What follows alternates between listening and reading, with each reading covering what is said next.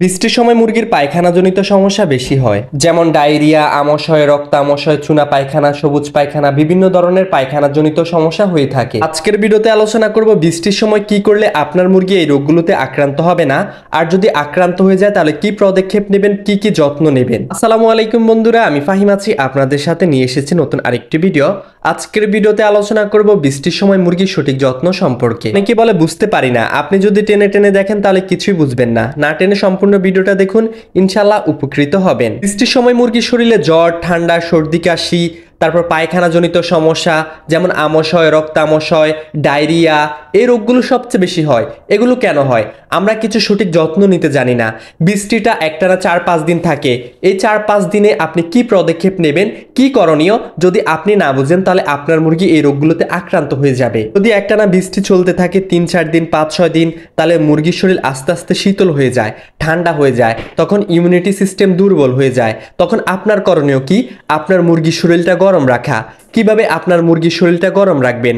আমাদের অনেক vitamin, multi vitamin আছে, যেমন ভিটামিন A, D3 আছে, এটা আপনার মুরগিকে দিতে পারেন, এটা মুরগির শরীর গরম রাখে। এরপরে অ্যামাইনোবিট প্লাস এই ওষুধটা আছে, এই ওষুধটা দিতে পারেন। এগুলো খাওয়ালে মুরগির শরীর গরম থাকবে, এতে আপনার মুরগির শরীরের ইমিউনিটি সিস্টেম দুর্বল হওয়ার সম্ভাবনা কম থাকবে, আপনার মুরগি রোগে আক্রান্ত কম হবে। এরপরে বৃষ্টির সময় মুরগি ভাইরাসজনিত রোগে আক্রান্ত হওয়ার সম্ভাবনা সবচেয়ে বেশি থাকে, যেমন রানীক্ষেত, গাম্বুরো, কক্সিডিওসিস, আরও বিভিন্ন রোগ আছে। এগুলো বৃষ্টির সময় বেশি উৎপত্তি হয়, এগুলো ছড়িয়ে থাকে। কেন? আপনার মুরগি যে জায়গাটায় থাকছে সে জায়গায় পায়খানা করছে, বৃষ্টির সময় সেগুলো স্যাঁতসেঁতে ভিজে অবস্থায় থাকে। যদি থাকার জায়গাটা স্যাঁতসেঁতে ভিজে থাকে তাহলে মুরগির মধ্যে রোগ বেশি ছড়ায়, মুরগি ভাইরাসজনিত রোগে বেশি আক্রান্ত হয়। ভাইরাসজনিত রোগে আক্রান্ত হওয়ার পাশাপাশি মুরগির আমাশয়, রক্ত আমাশয়, ডায়রিয়া, চুনা পায়খানা, বিভিন্ন রোগ হয়ে যায়, মুরগির ঠান্ডাও লেগে যায়। তাই অবশ্যই সবচেয়ে গুরুত্ব দিতে হবে বৃষ্টির সময় মুরগির থাকার জায়গা। আপনার মুরগি যে জায়গায় থাকছে সেই জায়গা যদি স্যাঁতসেঁতে ভিজে হয়ে যায় তাহলে সেটা পরিবর্তন করে দিতে হবে, তাজা ভালো মানের ভুসি দিতে হবে। আর বৃষ্টির সময় অবশ্যই খামারের পর্দার দিকে গুরুত্ব দিতে হবে, এমনভাবে পর্দাটা নিয়ন্ত্রণ করতে হবে যেন বৃষ্টির পানি খামারের ভিতর প্রবেশ না করে। আবার অবশ্যই এদিক খেয়াল রাখতে হবে, খামারের ভিতর যে গ্যাস, এই গ্যাসটা যেন খামার থেকে বের হইতে পারে সেদিক খেয়াল রাখতে হবে। তারা ছেড়ে মুরগি পালন করেন, চেষ্টা করবেন বৃষ্টির সময় মুরগিগুলো না ছাড়তে। আপনি যদি ছেড়ে দেন তাহলে বৃষ্টির সময় চারিদিকে নালা, নোংরা পানি যেখানে সেখানে ছড়িয়ে পড়ে, আর মুরগি তো জানে না কোনটা ভালো পানি কোনটা নোংরা পানি। আপনার মুরগি সেই পানিগুলো খাবে, ফলে আপনার মুরগির পেটে সমস্যা হবে। মুরগি যদি পেটে সমস্যা হয়ে যায় তাহলে আপনার মুরগির মধ্যে রোগ ছড়াবে, একটা সময় আপনার মুরগি মারা যাবে। বৃষ্টির সময় মুরগি ঠান্ডা রোগে আক্রান্ত হওয়ার সম্ভাবনা সবচেয়ে বেশি থাকে, কারণ অতিরিক্ত গরম থেকে হঠাৎ যদি বৃষ্টি হয় তাহলে গরমে ঠান্ডায় মুরগির ঠান্ডা লেগে যায়। তাই আপনার মুরগি যদি সুস্থ থাকে নর্মাল একটা ঠান্ডার ডোজ করতে পারেন, যেমন ডক্সিবেট দিতে পারেন। যদি একটু হাঁচি কাশি থাকে সাথে ব্রঙ্গোবেট দিয়ে একটা হালকা ঠান্ডার ডোজ করতে পারেন।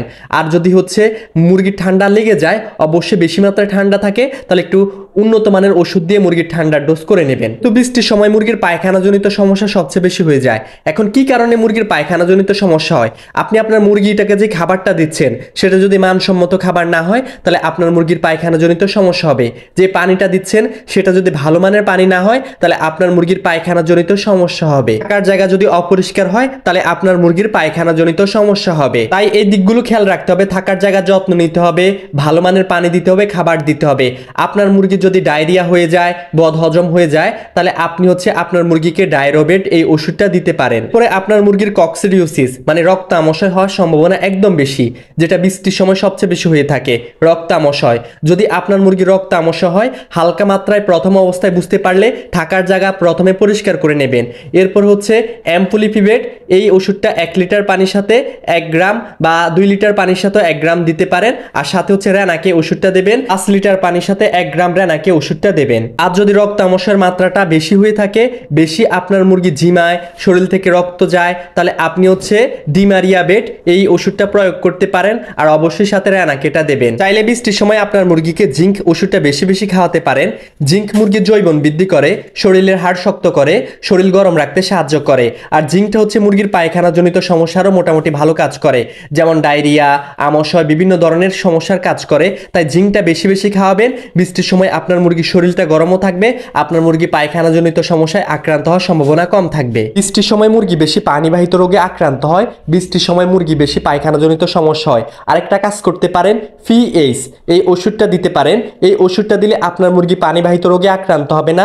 আপনার মুরগি যে পানিটা খাবে সেই পানির সাথে যদি জীবাণু থাকে সেই জীবাণুটা ধ্বংস হয়ে যাবে, আপনার মুরগি ভালো মানের পানি পাবে, আপনার মুরগির স্বাস্থ্য ঠিক থাকবে। পানির সাথে যখন পিএইচ ওষুধটা প্রয়োগ করবেন সাথে অন্য কোনো ওষুধ দেওয়া যাবে না, তাহলে ওষুধটা ভালো কাজ করবে না। বাংলাদেশের অনেক জায়গায় অলরেডি বন্যা দেখা দিয়েছে, খামারিরা এমনি ক্ষতিগ্রস্ত, তারা আরো ক্ষতির সম্মুখীন হচ্ছে।